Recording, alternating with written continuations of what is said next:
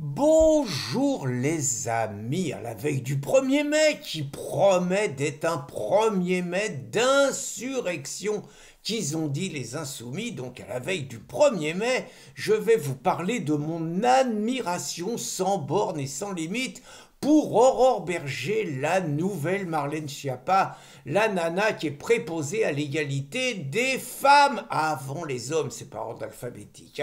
Donc la Aurore, moi je la suis depuis un peu plus d'une dizaine d'années. Écoutez, le premier contact avec Aurore, ça a été pour moi un grand flash. Elle était sur un plateau de télévision.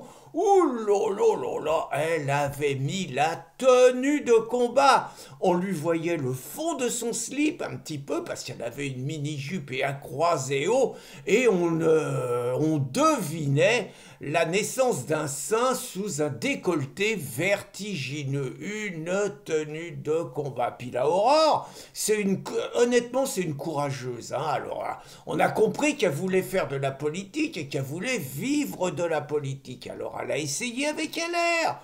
Elle a tout essayé avec LR. Elle a essayé Juppé, elle a dû essayer Fillon, elle a dû essayer Xavier Bertrand, elle les a tous essayés. Politiquement, s'entend et tout. Et puis, bon, elle a compris qu'LR s'était pliée, elle a rejoint les macronistes. Alors, elle a d'abord été chef de groupe parlementaire, elle a mis le temps à finir par être ministre, et puis elle a fini par être ministre. Et puis, donc, fini ministre, le titre que je vous ai donné.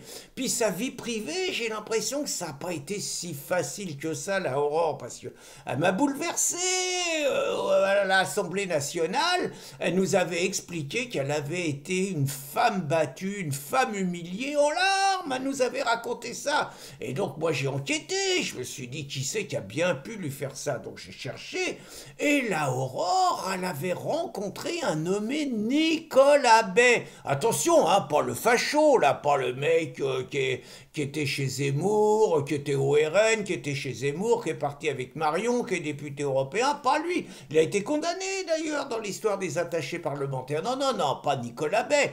Nicolas Bess avec un S donc. Et Nicolas Bess, bon alors je sais pas si c'est lui, mais toujours est-il que dans la politique on s'arrange bien. Il s'est séparé avec Aurore. Mais il s'est recollé avec la Panière, avec Pannier-Runacher, vous savez, celle qui nous explique la transition écologique, les voitures électriques et tout. Elle, c'est pareil, elle a pleuré à l'Assemblée nationale parce qu'elle était en plein divorce. C'était avant qu'elle rencontre Nicolas Bess, dont elle a fait son directeur de cabinet, bien qu'étant son mec. Apparemment, ça fait désordre un peu, donc elle avait raconté qu'elle était en instance de divorce et qu'avec 3 enfants, sniff sniff, c'était dur. Alors vous allez me dire, bon, pourquoi tu nous racontes tout ça? Bon, je vais accoucher, si j'ose dire. Bon, ben voilà, la Aurore Berger, elle m'a stupéfait parce qu'elle nous a expliqué sa priorité. Et donc, moi, je pensais, franchement, que dans une période où, si j'en crois Mélenchon, 10 millions de musulmans, ils peuvent mourir à tout moment, attaqués par les islamophobes, c'est vachement dangereux. Alors, il y a des racistes qui disent, pour les protéger, faut les envoyer dans les 57 pays musulmans. Ignoble, sans cœur, j'ai honte de propos pareils. Donc, on pourrait penser que c'est les 120 coups de couteau le problème. On pourrait peut-être penser que c'est la panne électrique qu'il y a eu au Portugal, en Espagne, et qui peut nous toucher. On pourrait penser que c'est les milliers d'entreprises qui ferment. On pourrait penser que c'est Beyrouth qui n'arrive pas à économiser 40 milliards. On pourrait penser que c'est la guerre en Ukraine, on ne sait pas comment ça va tourner. La planète, c'est vachement dangereux. Peut-être que le vaccin qui va revenir, le Covid, tout ça, bon. Eh ben non, Aurore, elle a trouvé quelque chose de beaucoup plus important. Traquer sans merci les salopards qui vont voir les putes. Eh oui, il y a eu une loi qui a été votée en 2016 sous Hollande, je crois que c'est la tarée de Laurence Rossignol, là, qui est sénatrice socialiste maintenant, qui a fait voter ça. Et là, attention, la loi est claire. plus le droit d'aller voir des nanas qui vous font des propositions, en gros, qui échangent une prestation sexuelle contre de l'argent. Ça s'appelle la prostitution. Les gens disent que c'est le plus vieux métier du monde, mais à gauche, on a un petit esprit puritain qui peut rebondir sur d'autres personnes de droite. Et donc, ils nous avaient fait cette loi. Attention, ça rigole pas. Première infraction, 1500 € d'amende. Deuxième infraction, 3750 € d'amende et un stage citoyen. On ne propose pas, on ne sait pas si le stage citoyen est assuré par la Tondelière ou Sandrine Rousseau, ce qui là doit être grandiose et devrait attirer un tout petit peu de la clientèle.